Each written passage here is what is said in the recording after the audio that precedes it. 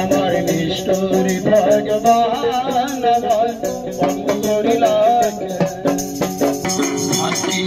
রেখা কখন যাবে বসা আমার বিধির লেখা যাবে বসা।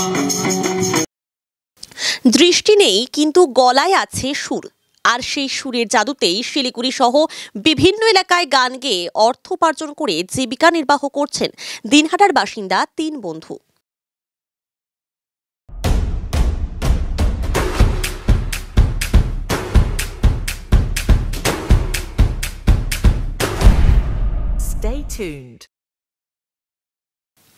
তিন বন্ধু হলেন তরুণ বর্মন, গজেন বর্মন এবং সন্তোষ রায়। দিনহাটার বাসিন্দা হলেও শিলিগুড়ির বিভিন্ন স্টেশন বা রাস্তায় রাস্তায় ঘুরে ঘুরে পথচারীদের গান শোনাতে দেখা যায় তাদের। দৃষ্টিহীন শিল্পীদের গান ও দোতারার সুর শুনতে ভিড় করেন শ্রোতারা। তিনজনই জন্ম থেকে দৃষ্টিহীন, তবে ছোটবেলা থেকেই সঙ্গীতের প্রতি তাদের বিশেষ টান ছিল। বর্তমানে গানকেই আঁকড়ে ধরেছেন জীবিকা নির্বাহের জন্য। প্রতিদিন সকাল থেকে সন্ধ্যা পর্যন্ত বিভিন্ন এলাকা গিয়ে গান শোনান তারা। তাদের গান শুনে মুগ্ধ হয়ে মানুষ কিছু অর্থ সহায়তা করেন। এভাবে যা উপার্জন হয় তা দিয়েই সংসার চলে তাদের। তরুণ বর্মন বলেন, গ্রামের বাড়িতে দুই ছেলে অন্যের জমিতে চাষ করে। আমরা পড়াশোনা জানি না, তাই গান গেয়ে জীবিকা নির্বাহ করি। চোখে দেখতে না পেলেও মনের চোখ দিয়ে পৃথিবী অনুভব করি। গান আমাদের বেঁচে থাকার শক্তি যোগায়।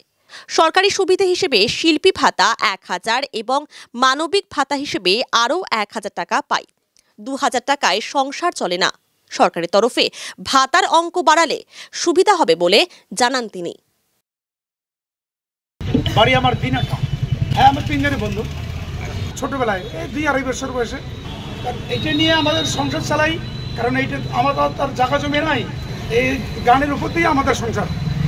আমরা উত্তর বাংলা আমাদের সব জায়গায় ঘুরি। তবে ওই প্রতিবন্ধী ভাতা পাই 1000 টাকা, শিল্পী ভাতা 1000 টাকা পাই।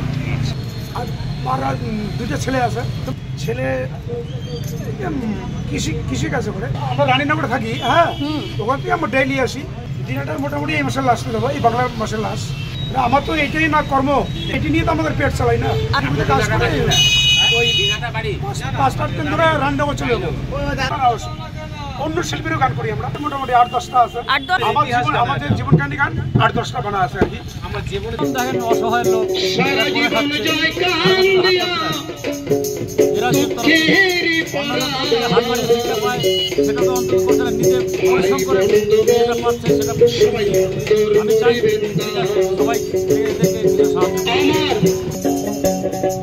আমার নিষ্ঠুর ভগবান বন্ধ করিলা